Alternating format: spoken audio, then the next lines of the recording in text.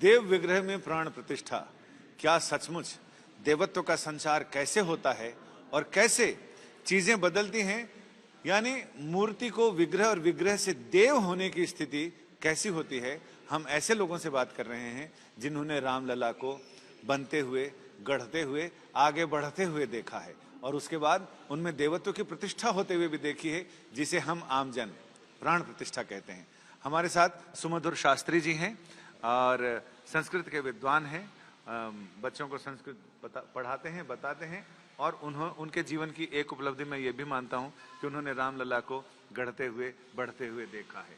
तो शास्त्री जी, क्या सचमुच आम जनता, तो हमारे जैसे लोग तो ये मानते हैं कि प्रतिमा में देवत्व का प्रवेश हो गया है, क्या इस प्रक्रिया में देव विग्रह की शक्ल, सूरत, दर्शन, अंदाज सब कुछ बदल जाता है? ऐसा आप लोगों ने महसूस किया है?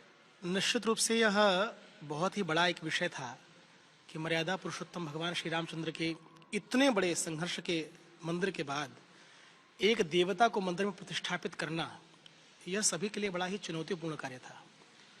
और यह मेरा जीवन का परम सौभाग्य है, भगवान की अहेतुक कृपा मेरे ऊपर है कि यह अवसर हम जैसे कार्यकर्ताओं को संगठन ने प्रदान किया। मैं बाल्यकाल से ही संघ का स्वयंसेवक हूँ और उसी नाते से अयोध्या भी मेरा क्रम आना हुआ। अयोध्या में मैं यहीं साकेत महाविद्यालय में एक संगीत विषय में मैं वहाँ प्रवक्ता भी हूँ, यहीं पढ़ा, यहीं पर शिक्षा मेरी पूर्ण हुई। उसके बाद कुछ दिनों तक मैं संघ का मैंने कार्य भी किया। आने के बाद अयोध्या जी में मुझे धीरे धीरे मंदिर की योजनाओं में लगाया गया, व्यवस्थाओं में लगाया गया। पिछले दिसंबर में, 2023 के दिसंबर में मेरे सामने ये विषय आया कि ऐसा कुछ कार्यक्रम होना है, लेकिन इतनी गंभीरता से मुझे लगाया जाए कि मुझे इसका अंदाजा भी नहीं था। मुझे माननीय चंपत राय जी ने बुलाया और कहा कि यह शिलाओं का आना होगा और शिलाएं जब आएंगी, यह दृश्य उस समय का है जिस समय नेपाल से गंडकी से शिलाएं आई। तो उस समय वो शिलाएं हमारे रामसेवकपुर में रखी गई, उनका पूजन इत्यादि हुआ, विधि विधान से समाज ने उसके प्रति अपनी श्रद्धा भी प्रकट की। पूरे भारत तो ही नहीं, पूरे विश्व में कि राम इसी शिला से निकलेंगे, ऐसा एक वातावरण पूरे देश में बना। और वह देखने के बाद हम लोगों को भी लगा कि शायद भगवान इसी से निकलेंगे, किंतु कुछ वैज्ञानिक जो तथ्य थे उसमें वो शिला हमारे कार्य में नहीं आ सकी।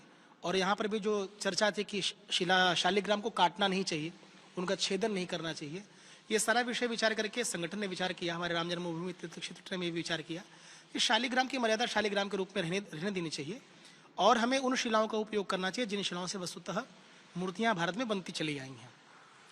सबसे पहले जो हमारे पास नाम आया, तो नाम के क्रम में सबसे पहला नाम सत्यनारायण पांडे जी का आया, जीएल भट्ट जी का आया और उसके बाद ही हमारे पास नाम अरुण योगराज जी का भी आया। और अगर देखा जाए तो यह मैं कह सकता हूँ कि तीनों ही शिलाओं का पूजन, उनका पहला जिसको कहते हैं शिला पूजन, मूर्ति पर किसी भी शस्त्र अस्त्र का प्रयोग करने से पहले उनसे क्षमा प्रार्थना करते हैं कि आपके अंदर हम देवत्व गढ़ने जा रहे हैं, इसलिए हमें क्षमा करिएगा। वह पूजन भी हमने अपने आंख के सामने ही तीनों शिलाओं का देखा, जिसको सबसे पहले जीएल भट्ट जी का पूजन हुआ, गणेश भट्ट जी जो बेंगलुरु के मूर्तिकार हैं, उनके साथ विपिन भदौरिया जी उनके असिस्टेंट थे। दूसरा शिला पूजन हुआ हमारे जयपुर के सत्यनारायण पांडे जी का, मकराना के सफ़ेद मार्बल से जिन्होंने भगवान की प्रतिमा बनाई। और तीसरा सबसे देर में पूजन हुआ अरुण योगीराज की शिलाओं का। तो हम लोगों को क्योंकि कार्यकर्ता भाव था तो मन में था कि बहुत विलंब हो रहा है और अरुण योगीराज बहुत समय ले रहे हैं आने में। हमने एक आध बार चर्चा माननीय चंपत राय जी से भी की, तो उन्होंने कहा कि ठीक है, उसको जब आना है आने दो, लेकिन इतने भी देर में ना आए कि कहीं मूर्ति का कार्य ही अपूर्ण हो जाए। लेकिन मैंने यह जीवन का बड़ा सौभाग्य रहा, वास्तव में इसको मानना पड़ेगा, प्रभु श्री राम लला की बड़ी कृपा है हम लोगों के ऊपर कि जब शिलाओं पर पहली चोट लगी तो हम लोगों को भी यह अंदाजा नहीं था कि शिलाएं इतनी निखर के सामने देवत्व रूप में आएंगी। और सभी कलाकारों ने, सभी मूर्ति कलाकारों ने अपनी अपनी पद्धतियों के माध्यम से और अपने अपने गुरु परंपरा का चिंतन करके शिलाओं पर अपने कार्य को प्रारंभ किया। सबके सामने ट्रस्ट ने जो निर्देश दिए थे कि नख से लेकर के और मस्तक तक की जो दूरी होगी वो 51 इंच की होगी। भगवान 5 वर्ष के सुकोमल बालक के स्वरूप में रहे, उनके भीतर देवत्व रहे, चेहरे पर एक अद्भुत मुस्कान रहे, नेत्रों में एक दिव्यता रहे, शरीर का जो अनुपात है वह एक बालक समान सदृश हो। यह सभी के सामने सामूहिक चिंतन हुआ। ये वस्तुतः मैं देख सकता हूँ हमारे ट्रस्ट ने किसी भी कार्यकर्ता और किसी भी कलाकार के साथ कोई भेद नहीं किया। कभी कभी चर्चा आती थी कि क्या उनसे अलग बात कर रहे हैं क्या, या किसी और से अलग बात कर रहे हैं क्या, यह विषय कभी नहीं है। मैं इसका साक्षी हूँ। हमारे ट्रस्ट की ओर से जब भी बैठकें हुई मूर्तिकारों के साथ, कुछ भी निर्देश, छोटा निर्देश भी आया, तो पहले तीनों को साथ में बिठाया गया और ये कहा गया कि यह निर्देश आप तीनों के लिए है, इसका अनुपालन आप तीनों के लिए है। एक बार गोविंद देवगिरी जी महाराज ने बैठाया, एक बार माननीय चंपत राय जी ने बैठाया, एक बार यहाँ के जो हमारे अयोध्या के स्थानीय साधु संत हैं उन्होंने अपनी सूची बना के दी कि भगवान के शरीर में किन किन लक्षणों से उनके अंदर भगवत तत्व की विवेचना हो सकती है। ऐसे सभी नियमों को सभी आर्टिस्ट को हमारे लोगों ने बैठा के समझाया और विलंब में कार्यक्रम शुरू हुआ अरुण योगीराज का। सबसे पहले मूर्ति का काम शुरू किया जीएल भट्ट जी ने, दूसरे स्थान पर हमारा कार्यक्रम शुरू किया सत्यनारायण पांडे जी ने, और तीसरे स्थान पर जब शुरू किया देर में अरुण योगीराज ने, तो वो भी बहुत परेशान थे। एक तो दो कलाकार क्योंकि कर्नाटक से आए थे तो भाषा की बड़ी असुविधा हो रही थी। हम लोगों के लिए भी भाषा की सुविधा, क्योंकि हम लोग भी थोड़ा बहुत हिंदी तो अपनी मातृभाषा है, थोड़ा बहुत इंग्लिश जानते थे, तो टूटी फूटी इंग्लिश और हिंदी और थोड़ा बहुत उनके भाव भंगिमा से हम समझते थे उनकी आवश्यकता क्या है। और तीनों ही समूह में लगभग सबके कलाकारों के कार्य बटे थे। कोई भगवान के पैर को बना रहा था, तो कोई भगवान के हाथ को बना रहा था, कोई आभूषणों की सज्जा कर रहा था, और यह सब मिलाकर के लगभग 7 से 8 महीने का समय लगा। सभी मूर्तिकारों ने अपने कार्य को शुरू किया मई लास्ट में, जून के अंत तक सबने अपना कार्य शुरू कर दिया। देर सबेर सबने अपना कार्य शुरू किया। स्थिति ये हो गई बीच में कि कुछ कॉम्प्लिकेशंस आए, तो उसमें अरुण योगराज भी अधीर हुए, सत्यनारायण पांडे जी भी अधीर हुए, क्योंकि कलाकार को यह विचार किया गया था तीर्थ क्षेत्र ट्रस्ट द्वारा कि भगवान के इन शारीरिक अनुपात के अलावा बाकी बाहरी प्रभामंडल और उनके अलंकरण की छूट रहेगी। वह अपने चिंतन के आधार पर, अपने संकल्पना के आधार पर भगवान को जितना सुंदर से सुंदर स्वरूप दे सकते हैं, यह वो कर सकते हैं। तो इतने कहते हैं ना कि जैसे कुछ लोग होते हैं कि बुलाया और अपने ही नियमों पर कार्य कराया, ऐसा हमारे ट्रस्ट ने नहीं किया। कलाकार की कलाकृति वह स्वतंत्र विषय है, इसका ट्रस्ट ने बहुत ध्यान रखा है, और सभी कलाकारों को उनके भोजन शयन की चिंता उनके प्रकार से की जाए। व्यवस्था पक्ष हमारे हाथ में था, और हमें पहले दिन से ही कहा गया था कि भगवान का जब तक निर्माण न हो जाए, बहुत बड़ी जिम्मेदारी हमारे ऊपर थी। और आपने भी देखा होगा कि जब तक मूर्ति कार्यशाला से मंदिर प्रांगण तक नहीं आ गई, मैं जिम्मेदारी से कह सकता हूँ कि कोई भी ये नहीं कह सकता कि भगवान की कोई भी मूर्ति कहीं वायरल हुई हो। यह मैं बहुत जिम्मेदारी से कह सकता हूँ, क्योंकि उसके लिए हमने अपने निद्रा को, अपनी सुविधाओं को, अपनी शक्तियों को लगाया है। उसके तो हम साक्षी हैं। निश्चित रूप से भाई साहब। और 17 जनवरी को जिन भगवान की प्रतिष्ठा श्री राम जन्मभूमि में हुई है, उन भगवान को आने के बाद यह लगा कि हमारा बहुत कुछ छूट गया। यह मैं अपना भावुक क्षण आपको बता रहा हूं, क्योंकि अरुण योगराज हम लोग से पूछते थे कि उत्तर भारत के मंदिरों में देवता का स्वरूप कैसा होता है। उसके लिए हम लोगों ने सभी मूर्तिकारों को एक साथ, क्योंकि हमें भी ये निर्देश था कि जहां भी जाए साथ जाए, तो ये कहा गया कि उत्तर भारत के मंदिरों को इन्हें दिखाया जाए। उत्तर भारत के जो तीर्थ क्षेत्र है, जैसे अयोध्या के अलावा, तो हम इन्हें स्वामीनारायण छपिया भी लेकर के गए, पास में ही यहाँ से स्थान है। उसके बाद हम इन्हें नैमिषारण्य भी लेके गए कि आसपास के जो अवध की संस्कृति है, अवध के मंदिर में विराजमान देवता किस प्रकार के रूप स्वरूप में दिखते हैं, और अयोध्या की मूर्ति संकल्पना में मूर्ति कैसे दिखनी चाहिए। कनक बिहारी जी का दर्शन कराया, काले राम जी का दर्शन कराया, कि अयोध्या में राम जहाँ हैं वो राम कैसे दिखने चाहिए। ये सभी मूर्तिकारों को, और वहाँ के जो हमारे पूजा परंपरा से जुड़े हुए संत महंत थे, उनसे भी चर्चा कराया। कुछ पुस्तकों को हमने उनको उपलब्ध कराया कि जिससे वो भगवान के स्वरूप को बदलते हुए देख सकें, क्योंकि उनके संकल्पना में देवता कैसा है यह अलग विषय है, किंतु विश्व की संकल्पना में देवता कैसा होना चाहिए, इसलिए विश्व स्तर पर चिंतन किया गया। हमारे यहाँ एक पूज्य गुरुदेव भी हैं, पूज्य ब्रजेश्वरानंद जी महाराज, हमने उनसे भी वार्ता की।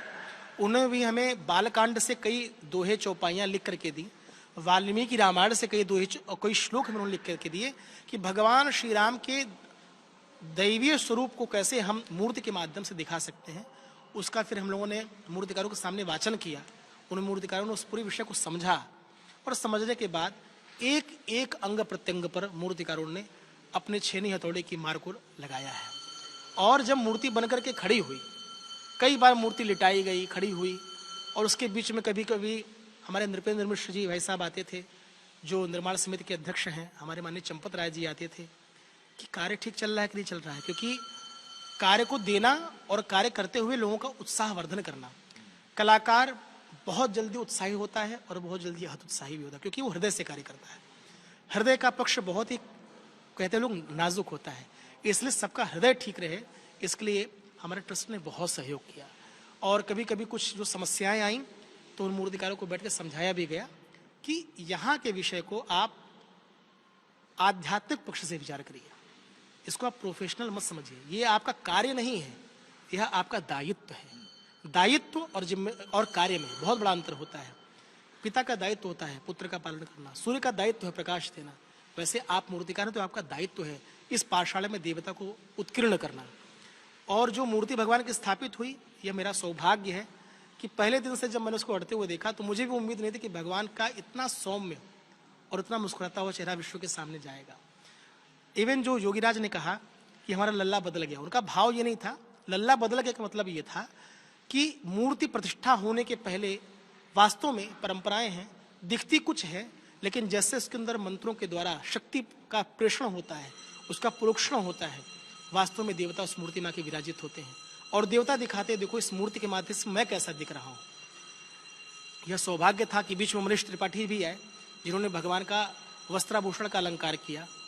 यहाँ के अयोध्या राजवंश के हमारे जतेंद्र मिश्र जी भी भगवान के आभूषण की व्यवस्था में लगे थे। उन्होंने आभूषणों पर चिंतन किया, खिलौने बने, एक एक चीज़ें, क्योंकि हमारे चंपत राय जी कहते हैं घबरा के काम मत करो, एक एक चीज़ को समझते चलो और उसको करते चलो, क्योंकि कला का पक्ष धैर्य का है और धैर्य धरा ही साधवा हमारे सूक्तियों में कहा गया है।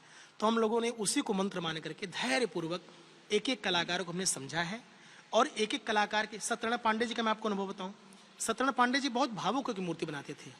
एक बार मुझे याद है पेजावर के महाराज जी, उन्होंने पूछा कि इसका आपने सोर्स कहाँ से लिया, स्रोत कहाँ से लिया इस मूर्ति को बनाने का। तो उन्होंने आंख बंद करके बड़े भावुक होकर कहा कि महाराज, किताबों में लिखना अलग विषय है, किंतु मेरे हृदय में जो राम है मैं उसको निकालने का प्रयास कर रहा हूँ। इसी प्रकार से सभी कलाकारों ने, तीनों ने ही, गणेश भट्ट जी ने भी, अरुण योगराज ने भी और सत्यनारायण पांडे ने भी, उनके हृदय में जो राम अवतरित हुए उसी राम को उन्होंने निकालने का प्रयास किया। ये अलग बात है कि भगवान कण-कण में व्याप्त हैं, किंतु इस विश्वात्मा परमात्मा को एक पाषाण के भीतर प्रतिष्ठित करना यह बहुत कठिन है। आपके अंदर भी ये भाव था कि जो आपने कार्यशाला में रामलला का स्वरूप देखा और मंदिर में प्राण प्रतिष्ठा के बाद देखा, उसमें आपको भी लगा कि कोई फर्क है? फर्क ये था कि नेत्रोन्मिलन एक कार्य होता है जिसमें देवता के नेत्र को एक दर्पण के समक्ष रखा जाता है। नेत्र का कार्य बहुत विशेष होता है, क्योंकि मूर्तिकार यह विचार करता है कि जो हमारा देवता है उसकी दृष्टि गर्भगृह में दर्शन करने वाले सभी भक्तों पर पड़े, उसकी दृष्टि एक तरफ न हो। तो नेत्र के निर्माण, क्योंकि नेत्र का कार्य सिर्फ विश्वकर्मा करते हैं, अर्थात जो मूर्तिकार होते हैं, और वह किसी के समक्ष नहीं होता। वो मुहूर्त होता है, कर्मकुटी का पूजन होता है, प्रायश्चित पूजन होता है। प्रायश्चित पूजन और कर्मकुटी पूजन के बाद जो प्रमुख मूर्तिकार अथवा उसके जो प्रमुख सहयोगी हैं वही जाकर के अपनी कार्यशाला में भगवान के नेत्रों को गढ़ते हैं। और नेत्र गढ़ने की परंपरा जो मुझे योगीराज ने बताई उनके यहाँ, क्योंकि वो मैसूर राजवंश से राजशिल्पी के रूप में उनके पिताजी ने भी कार्य किया, उनके दादाजी ने भी कार्य किया, वो 5वीं पीढ़ी है उस मूर्ति कला के। तो उनको स्वर्ण की छेनी दी जाती है और चांदी का हथौड़ा दिया जाता है। उस स्वर्ण की छेनी और चांदी के हथौड़े से वो देवता की आंखों को कटते हैं और एक एक कोर वो देखते हैं कि क्या देवता हमारा सबको देख रहा है, क्या देवता की दृष्टि एक तरफ है, समदर्शी है। क्योंकि समदर्शी जब भगवान होंगे तभी सबका कल्याण होगा। इसलिए नेत्र जब तक नहीं बने थे, ये मैं कह सकता हूं कि नेत्र जब तक नहीं बने थे तब तक मूर्ति की भाव भंगिमा वैसी नहीं थी जैसी आज दिख रही है। किंतु नेत्र बनने के बाद और नेत्र से पट्टी हटने के बाद भगवान वास्तव में, उनकी जो दृष्टि उन्होंने देखी, हम लोग को भी अंदाजा नहीं था कि भगवान इतने सुंदर दिखा, सौम्य सम्यक दृष्टि के साथ, बहुत सुंदर। जिस समय अरुण योगीराज जी ने बताया कि मैं खुद भी पहचान नहीं पाया कि ये मेरे बनाए हुए नहीं है, तो मेरे मन में आया कि अरुण योगीराज जी को लगा होगा कि लल्ला हाथ से निकल गया। बिल्कुल। और वो पूरे समय ही भगवान को बनाते समय उन्होंने लल्ला ही शब्द प्रयोग किया। वो ये नहीं कहते कि मेरी मूर्ति है, और हम लोग भी ये कहते थे कि अरुण जी आपका लल्ला धीरे धीरे बड़ा हो रहा है। तो उन्होंने एक पितृत्व भाव में ही उस मूर्ति का निर्माण किया। एक पिता की जिम्मेदारी से उन्होंने, उनके मन में एक पिता का भाव चल रहा था। कि वो मेरा बच्चा है, मैं उसको कितना प्यारा सा प्यारा आभूषण कर सकता हूँ। क्योंकि आपने दक्षिण भारत, आत्मज की तरह हाँ निश्चित निश्चित, आपने दक्षिण भारत की मूर्तियों में देखा होगा कि उनके यहाँ पत्थरों में ही आभूषण पहनाते हैं। तो जो आभूषण वो करते थे तो वो उसका ध्यान रखते थे कहीं वो आभूषण लल्ला को चुभ तो नहीं रहा है। पत्थर में भी आभूषण बनाना है तो कितना मृदु आभूषण हम उसको पहना सकते हैं। भगवान को मुकुट बनाने की बात आई तो उन्होंने जटा मुकुट बनाया। हम लोग अधिकतर देखते कि घरों में माताएं बहनें करती क्या है, बच्चे के बाल जब तक मुंडन नहीं हुए होते उनको पकड़ के जटा जूट ऊपर बांध देती हैं। तो भगवान का उन्होंने वही स्वरूप अपने मन में रखा कि हम भगवान के मस्तक पर छोटा सा किरीट रख देंगे। अब परंपरा क्या है, वहां पर कीर्ति मुख लगाते हैं, दक्षिण भारत की मूर्ति में कीर्ति मुख लगाते हैं। तो उन्होंने उस मुकुट जटा मुकुट में ही कीर्ति मुख लगाया, आभूषण में ही कई जगह कीर्ति मुख लगाया। और जो दशावतार उन्होंने दर्शाया है अरुण योगीराज ने, उस दशावतार में भी उस मूर्ति के अनुपात में, ऐसा नहीं कि लल्ला की मूर्ति और यहाँ जो दशावतार उनको बहुत बड़ा स्वरूप दिखा दिया, उनको भी बहुत सौम्य बनाया है। उनके भी चेहरे पर वही सहज सरल भाव उन्होंने दिखाने का प्रयास किया है। फिर आया कि भगवान श्री राम श्री हरि विष्णु के अवतार हैं, उनके अंश से वो आए। भगवान श्री विष्णु ही श्री राम बनकर के आए, इसलिए विष्णु के जो आयुध हैं शंख चक्र गदा पद्म, उसका भी अलंकार उन्होंने ऊपर भाग में किया है। और भगवान श्री राम सूर्य वंश में आए, इसलिए भगवान श्री राम के ठीक सर पर उन्होंने भगवान सूर्य को विराजित किया। और सूर्य के अगल बगल सूर्य का आभा मंडल उन्होंने भगवान श्री राम के पश्च भाग में लगाया। उसके बाद आयुधों के द्वारा, क्योंकि राजपुत्र हैं इसलिए उनके अंदर राज लक्षण, राज चिन्ह जो होते हैं, तो कंधे पर एक कहते हैं कि जो शौर्य का प्रतीक है, ऐसा उनका अलंकार किया। और जैसे क्षत्रिय परिवार में जन्म लिए तो ऐसा उनका एक क्षत्रिय जैसा शरीर, पूरे शरीर को उन्होंने आभूषणों से सुसज्जित किया। धोती भी पहनाई, पाषाण में धोती पहनाई तो धोती कहीं चुभ तो नहीं रही है। इस प्रकार से नाभि क्षेत्र का चिंतन करके नाभि का और सिर का तालमान उन्होंने विचार किया। नासिका से नाभि की दूरी कितनी होनी चाहिए। आपको ध्यान होगा कभी कभी पुराने समय में जब एक कहावत कहती थी नाभि खिसक गई, तो गर्म उष्ण जल से और धोती क्रिया करते थे खींच करके और नाभि को सेट करते थे। मैंने देखा है कि उस मूर्ति के भीतर अरुण योगीराज ने 7 दिन इस काम में लिए कि नासिका और नाभि एक सीधी रेखा में आ रहे कि नहीं आ रहे हैं। फिर जो एक निर्देश था ट्रस्ट की ओर से कि भगवान सूर्य को मस्तक पर रामनवमी के दिन सूर्य तिलक होगा, यह भी विषय हम लोग के ध्यान में था। एक दृष्टि और आई हमारे सामने, जब यह हो कि भगवान का चंदन कैसा लगेगा, तिलक का हम लोग कैसा शुरू करेंगे। तो यह ट्रस्ट की ओर से कहा गया, क्योंकि अयोध्या भगवान श्री राम की जन्मभूमि है और रामानंदाचार्य परंपरा की भी यह भूमि है, इसलिए तिलक वही लगेगा जो रामानंदाचार्य साधु हमारे लगाते हैं। उस तिलक पर हमने, और हमारे साथ में अखिलेश भी थे, हम लोगों ने यहाँ के विद्वत वरेण्य संतों से भी बात की, मिथिलेश चंद्र शरण जी से बात की, पूज्य अखिलेश्वर दास जी महाराज से बात की, हमने अपने गुरु जी पूज्य ब्रजेश्वरानंद सरस्वती जी से बात की, हमारी दीदी माँ रमा शास्त्री जी से हमने बात की। ऐसे जो हमारे जानकारी में या जिनका स्नेह हमें प्राप्त है, ऐसे सभी संतों से हमने वार्ता की और वार्ता करके एक निष्कर्ष पहुंचे कि भगवान श्री राम का तिलक रामानंदाचार्य परंपरा से ही लगेगा। उसके बाद मूर्ति में बहुत काम होते हैं। लोगों ने कहा कि मूर्ति रंग छोड़ रही है क्या, तो रंग नहीं छोड़ती। मूर्ति को जब हम लोग कार्विंग करते हैं, उनका आभूषण बनाते हैं, तो उसमें से धूल निकलती है। उस धूल से वो मूर्ति स्लेटी रंग की हो गई थी, ग्रे कलर की हो गई थी। तो लोगों ने कहा कि ये मूर्ति ग्रे रंग की थी तो ब्लैक कैसे हो गई। तो ब्लैक ऐसे हुई कि नारियल का तेल और जो जटा होती है नारियल की, उस जटा को राख बनाया जाता है और नारियल के तेल के साथ उसको वैक्स बनाते हैं, एक पेस्ट बनाते हैं। उसी पेस्ट से हम मूर्ति को रगड़, चिकन भी होती है और उस मूर्ति के में जो थोड़ा बहुत रोम छिद्र जिसके होते हैं, जैसे हमारे आपके रोम छिद्र हैं, वैसे पाषाण के भी रोम छिद्र होते हैं। उन रोम छिद्रों को भरा जाता है और उस रोम छिद्र के भरने के बाद फिर मूर्ति को एकसार हो जाए, एक बराबर उनका गाल, उनके नेत्र, उनके हाथ, वो उस रंग से हम लोग लेपन करते हैं और फिर उसको कपड़े से उसकी मजाई होती है ताकि जो एक्सेस है, जो अतिरिक्त तेल है, वह निकल जाए। तो इतना ही काम उस मूर्ति में हुआ है। और 17 तारीख को पर्णकुटी, हमारी कर्मकुटी का भोजन हुआ। 17 तारीख के भोर में भगवान को हम लोगों ने रथारूढ़ किया। सायंकाल आपने देखा ही कितने दिव्यता से भगवान श्री रामचंद्र बाल स्वरूप में अपने गर्भगृह तक पहुंचे, श्री मंदिर तक पहुंचे। और मैं उस कार्यक्रम में मौजूद था अरुण योगराज के साथ। मैंने देखा शायद ऐसा कोई नेत्र होगा जो श्री राम को देखने के बाद खड़ा ना हुआ हो। हमारे कई लोगों ने, हमारे परिवार से भी लोगों ने फ़ोन किया कि परम सौभाग्य है। वास्तव में भाई साहब ये परम सौभाग्य ही है कि हमें श्री राम की इतने निकटस्थ रहने का हमें अवसर मिला। कभी कभी लोग हमें कहते थे कि सुमधुर जी, हो सकता है पूर्व जन्म में कुछ आपने किया हो। हमने कहा कुछ नहीं, लेकिन इस जन्म का तो मुझे पता है कि भगवान ने कृतार्थ किया। और निश्चित रूप से मैं, मनीष जी, अरुण योगीराज जी, अखिलेश और हम लोग 5-7 लोग ही ऐसे थे जो भगवान के, जिस दिन माननीय प्रधानमंत्री जी ने भगवान का पूजन अर्चन किया, उसके ठीक दिन पहले रात्रि में हम लोग लगभग 3:30 बजे तक भगवान का हम लोगों ने अलंकार किया। तो जो श्रृंगार आपने देखा वो श्रृंगार हमारी टीम ने किया। भगवान का पहला श्रृंगार करने का सौभाग्य ट्रस्ट ने हम लोगों को दिया। उनको 108 कलशों से स्नान हमने कराया, क्योंकि उसके पहले उनका प्रेक्षण पोषण सब हुआ था। स्नान आदि के बाद काफ़ी शरीर पर घृत लगे थे, पंचगव्य के अंश लगे थे, तो श्रृंगार करना आवश्यक था। फिर विराजमान श्री रामलला का भी आगमन श्री गर्भगृह में हो चुका था। तो इन सब नियमों को ध्यान में रखते हुए सभी ने, हम लोगों ने बड़े धैर्यपूर्वक, भगवान का शयन भी साथ चल रहा है, शय्यादिवास चल रहा था, और शयन में भगवान जग न जाए क्योंकि लाला हैं, तो बहुत शांतिपूर्वक हम लोगों ने भगवान को वस्त्राभूषण पहनाया, उनका कर्ण कुंडल पहनाया, उनके किरीट को सजाया, उनके वस्त्रों को विन्यास दिया, तो उनके धनुष को लगाया, तीर को सुशोभित किया। तो ये जीवन का परम सौभाग्य है। वहाँ आया कि कलश से स्नान कराना है, शीत बहुत ज़्यादा है, तो ये मैं मानूंगा कि भगवान ने मुझे स्पेशली चांस दिया कि सुमधुर तुम इस काम को करो। तो मैंने भी जिस परंपरा का मुझे आचार्यों ने आदेश दिया था, पूज्य गणेश्वर द्रविड़ गुरु जी ने, मैंने वैसे ही उसी परंपरा में सिर्फ एक कटिवस्त्र पहन करके भगवान को मैंने स्नान कराया।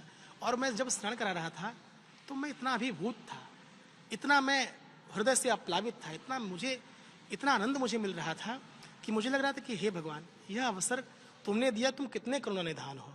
और मैं बहुत बड़ी बात आपके साथ शेयर करने जा रहा हूँ, जो मेरे जीवन की, कहते हैं कि वह बदली, मतलब उसने मेरे जीवन की दिशा बदल दी।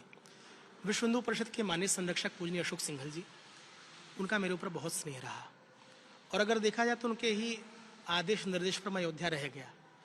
आपने कहा मैं संस्कृत का तो विद्यार्थी हो रहा ही, किंतु मेरा जो विषय है, मैं संगीत का विद्यार्थी हूँ और संगीत का ही मैं शिक्षक हूँ।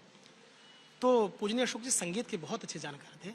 और पंडित ओमकारनाथ ठाकुर जी, जो काशी हिंदू विश्वविद्यालय के पहले संगीताचार्य अध्यापक थे, जो संगीत के संकाय अध्यक्ष थे, उनके वो शिष्य थे। तो मेरे संगीत से वो बहुत प्रभावित थे और वो कहते थे कि तुम्हारे संगीत में, यह उनका कहना था, उनका दृष्टिकोण था। मैं तो बच्चा हूँ, अभी भी सीख ही रहा हूँ, सिखाते सीखता हूँ, क्योंकि कला कभी पूर्ण नहीं होती। मेरे गुरुजी कहते थे कि जिस दिन कला और काल पूर्ण हो जाएंगे, यह सृष्टि प्रलय में बदल जाएगी।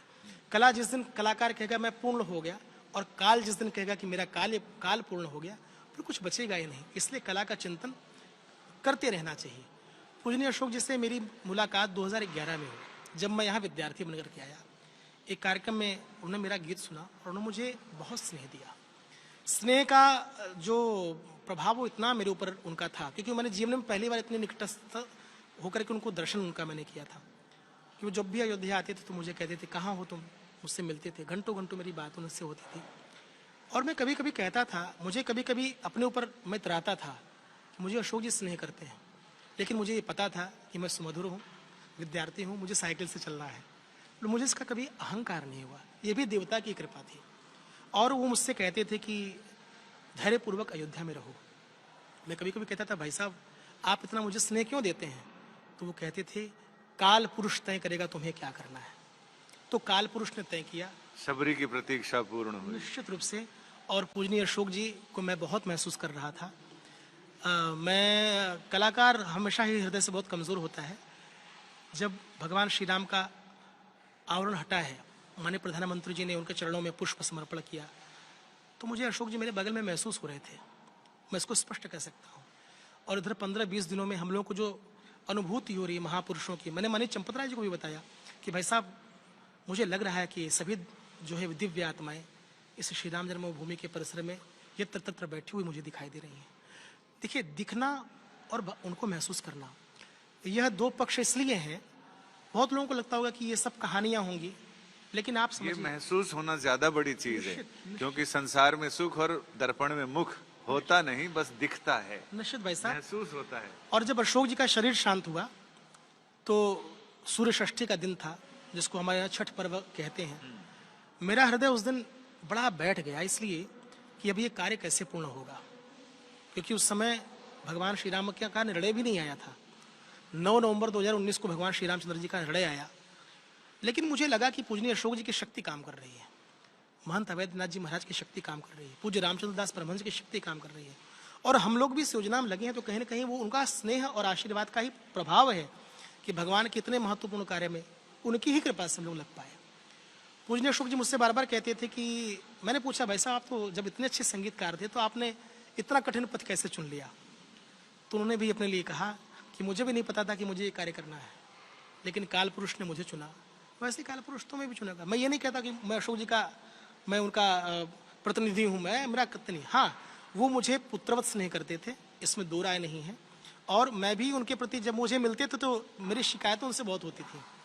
और एक बार की मैं घटना बताऊं कि एक बार जब पत्थरों का जो खंभे लगे हैं गर्भगृह के पास, उनके चुनाव की बात थी, तो पूज्य दीदी हमारे साध्वी तंबरा जी और हमारे पूज्य पेजावर के महाराज जी, पूज्य कमल नयन दास जी महाराज जी, सब लोग बैठे थे। तो पूजनीय अशोक जी ने मेरा परिचय जो कराया, वह परिचय मेरे लिए गर्व से भर देने वाला है। उन्होंने मेरा परिचय कराया, मैं सेवा के लिए कुछ फल प्रसाद लेकर के गया, तो उन्होंने मुझसे कहा, डांट के कहा कि क्या तुमने सबको प्रणाम किया? मैंने कहा हाँ मैंने कर लिया। कह नहीं, मेरे सामने फिर से सबको प्रणाम करो। तो मैंने उनके सामने सबको प्रणाम किया। फिर उन्होंने मेरा हाथ पकड़ के कहा कि आप लोग ध्यान दें, ये मेरा सुमधुर है।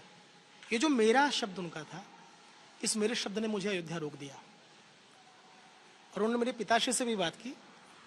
मेरे पिताजी को अंदाजा नहीं था कि अशोक जी फोन पर बात कर रहे होंगे। उन्होंने मेरे पिताजी से कहा कि मैं अशोक जी सिंघल बोल रहा हूँ।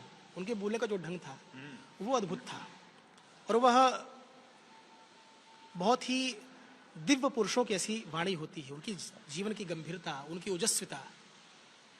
तो मेरे पिताजी सहम गए कि कहीं मैं सपना तो नहीं देख रहा हूँ। मैंने कहा नहीं भाई साहब ही आपसे बात कर रहे हैं। तो मेरे पिताजी से कहा कि एक महत्वपूर्ण कार्य के लिए मैं तुम्हारे बेटे को मांग रहा हूँ, क्या तुम दोगे? तो पिताजी हाँ के अलावा ना नहीं कहने की उनकी स्थिति नहीं बन पाई, और मैं तब से श्री अयोध्या जी रहने लगा। अयोध्या को मैंने भी बहुत धैर्य से समझा है, परखा है, अभी भी समझ रहा हूँ, क्योंकि अयोध्या का निवास यह परमात्मा के चरणों का निवास है। और भगवान श्री राम ने ही कहा है, अवधपुरी ममपुरी सुहावनी, उत्तर दिश जहाँ सरजू पावनी, जा मज्जनते विनहि प्रयासा, मम समीप नर पावहि पासा, और अतिशय प्रिय यहाँ के पासी। तो जब यहाँ का वासी मैं हो गया, निवास कर रहा हूँ, यहाँ का अन्न खा रहा हूँ, यहाँ का वायु ग्रहण कर रहा हूँ, संतों के दर्शन कर रहा हूँ, महापुरुषों के दर्शन कर रहा हूँ, इससे बड़ा सौभाग्य जीवन का कुछ नहीं हो सकता। यानी आपने रामलला की कथा सुनी सुमधुर अंदाज में। कैमरामैन अजय कुमार ठाकुर के साथ संजय शर्मा, श्रीधाम अयोध्या जी, आज तक।